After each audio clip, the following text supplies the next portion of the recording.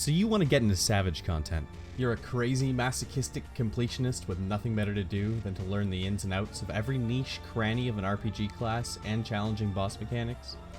Well, here are all the things that you need to know if you're about to tackle the MSQ or have freshly completed 5.3 content from the new expansions before you step into the ring.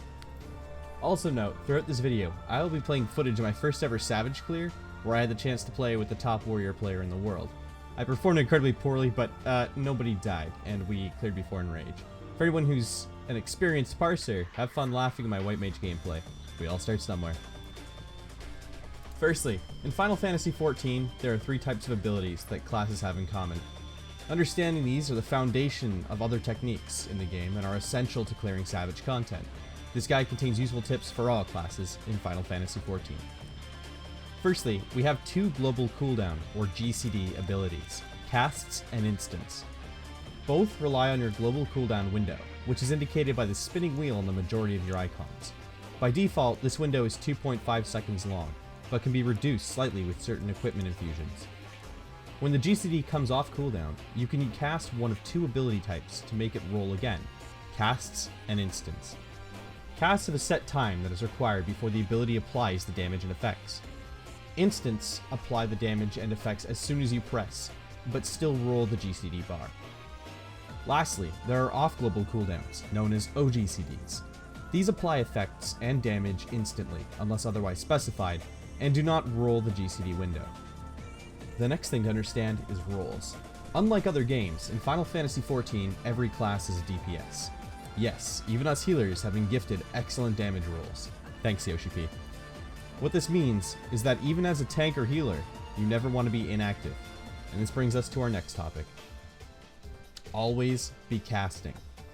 At no point through any Savage should you be idle, save for phase transitions.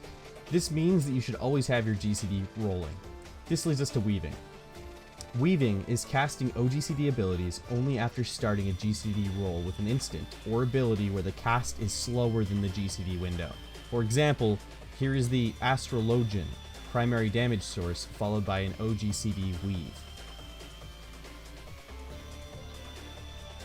Next up is movement.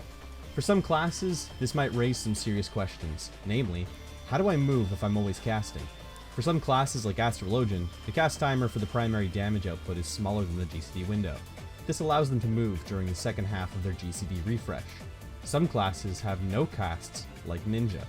All of their abilities are instants, allowing them to move seamlessly between button presses. The most immobile and difficult roles are casters.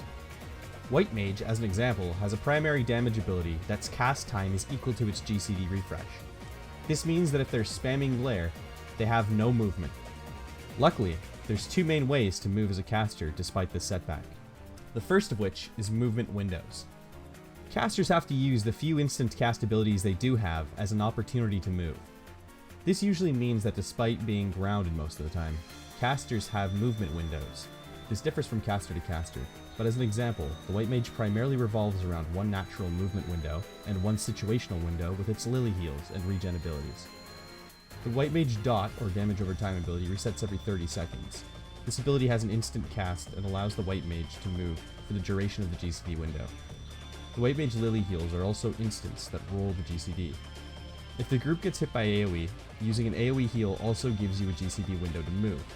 Combining instants and movement windows can allow a healer to move across large sections of a map in a short amount of time. This combined with knowledge of the raid will ensure that you aren't losing downtime while dealing with things like Ramuh's first Stratosphere summons. Another way to move is slide casting. One additional way to move as a caster is through the abuse of latency in FF14. There's a small window in the last half second or so of your cast where you can move and still get the cast off. This also allows casters to inch their way slowly during casts. Mastering this is a huge benefit and will help a lot during Savage content. Here are some other general tips that will help you get those sweet, sweet Savage clears.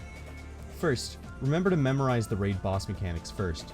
Knowing your rotation matters, but if you die trying to get that last hit on your combo, it's all for nothing. Your numbers only matter if you clear. Learn the mechanics and ask yourself how they might drastically affect how you need to play during that fight. This blending of routine rotations and chaotic mechanics that try to throw you off is what keeps raiding fun.